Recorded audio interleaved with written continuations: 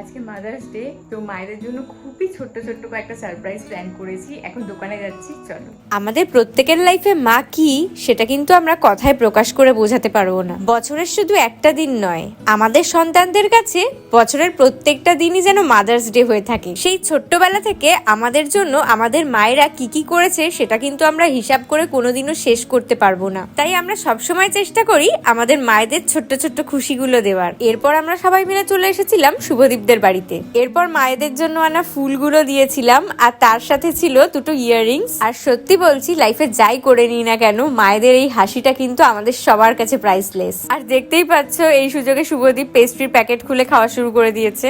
আর দেখতেই পাচ্ছ কেক কাটা নিয়ে এখানে আমার মা আন্টির মধ্যে খুনসুটি চলছে। আমরা সবাই যখন একসাথে থাকি এতটা মজা করি যে যখন বাড়িতে চলে আসি খুব মিস করি সময়টাকে। সবার শেষে শুধু একটা কথাই বলার, পৃথিবীতে সবার মা যেন খুব ভালো থাকে।